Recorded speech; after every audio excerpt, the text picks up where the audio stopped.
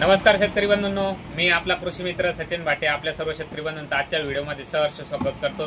शेतकरी बंधूंनो, आपण विविध पिकाची लागवड करत असतो। विविध पिकाची लागवड केल्यानंतर आपण बेसल डोस देतो। बेसल डोस दिल्यानंतर ड्रिप मधून वॉटर सोल्युबल देतो, चिलेटेड देतो, मायक्रोन्यूट्रंट देतो, सल्फेट मध्ये देतो। पण हे दिल्यानंतर जमिनीमध्ये याची काय क्रिया होते आणि हे कसं लागू होतंय का नाही होतंय, याची खिचडी तयार होते का, दही तयार होतंय का, तूप तयार होतंय आणि जमिनीमध्ये काय रिॲक्शन होते आपल्याला माहिती नसतंय। आणि आपण म्हणतो आम्ही एवढे महागाचे खतं सोडले, वेगवेगळ्या प्रकारचे ग्रेड सोडले, इस्रायलचं सोडलं, अमुकचं सोडलं, धमुकचं सोडलं, पण हे उपलब्ध होतं का नाही हे जमिनीत गेल्यानंतर याचा बॉन्ड तयार होतो आणि बॉन्ड तयार झाल्यानंतर तुमचा जटिल असा एक गोळा तयार होतो आणि ते पिकाला उपलब्ध होत नाही शेतकरी बंधूंनो।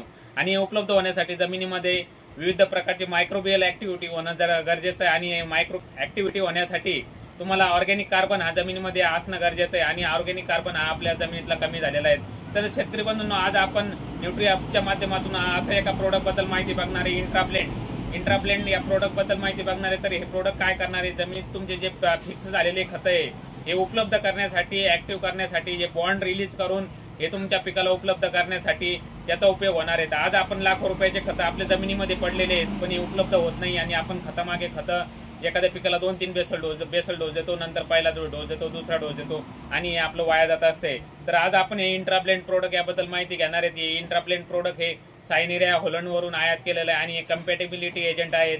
तर हे काम कसं करतं हे आपण डायरेक्ट डेमोच्या माध्यमातून बघणार आहे, आपण डायरेक्ट लाईव्ह तुम्हाला दाखवणार आहे। म्हणून आपण आता इंट्राप्लेंटचा लाईव्ह डेमो बघणार आहे। तर आपण एका ग्लासमध्ये आपण हे पाणी घेणार आहेत।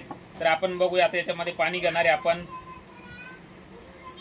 शेतकरी बंधूंना आपण हे 05234 आपल्याकडे आहे आणि आपल्याकडे झिंक सल्फेट आहेत। तर झिंक आणि 05234 म्हणजे फॉस्फरस हे एकत्र आल्यानंतर याचं झिंक फॉस्फेट तयार होतं आणि हे पिकाला उपलब्ध होत नाही। तर आपण याचा लाईव्ह डेमो बघणार आहे। आपण सर्वप्रथम याच्यामध्ये एका ग्लासमध्ये पाणी घेतलेलं आहे आणि याच्यामध्ये आपण 05234 हे टाकणार आहेत।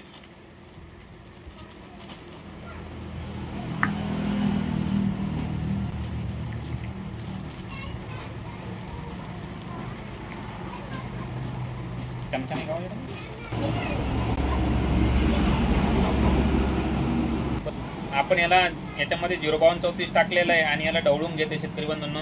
आणि आता याच्यामध्ये आपण झिंक हे टाकणार आहेत, झिंक सल्फेट टाकणार आहेत। तर याची काय रिॲक्शन होते आपण बघणार आहेत।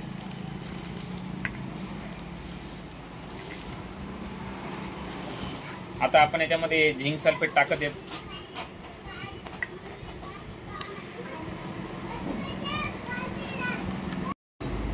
बघा शेतकरी बंधूंनो, आपण याच्यामध्ये 05234 आणि झिंक सल्फेट हे टाकलेलं आहे। तुम्ही बघू शकता हे द्रावण बघा, तुम्ही पूर्णपणे फुटलेलं आहे, तुम्ही बघू शकतात।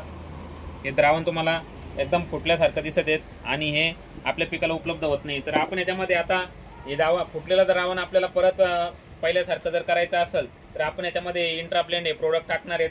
तर आपण याचा लाईव्ह डेमो हा बघणार आहेत।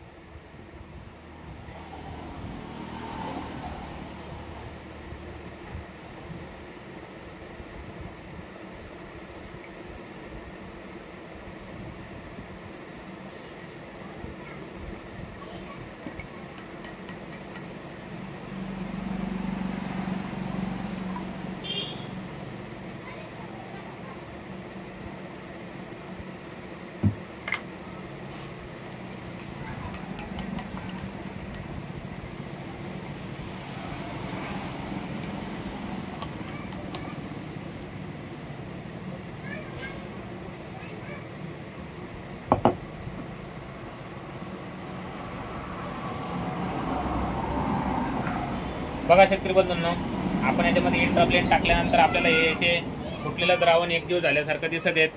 आपण बघू शकतात आपण याच्यामध्ये इंट्राप्लेंट टाकलेलं आहे। तर हे द्रावण आपण पाहू शकतात एकजीव झालेलं आहे आणि पहिल्यासारखं हे द्रावण झालेलं आहे।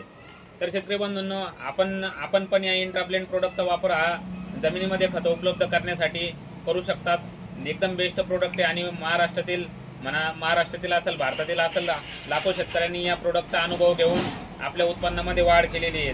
तर आपण पण या प्रोडक्टचा वापर एकदा नक्की करून पाहावा आणि याचे जबरदस्त रिझल्ट असे आलेले आहेत। धन्यवाद।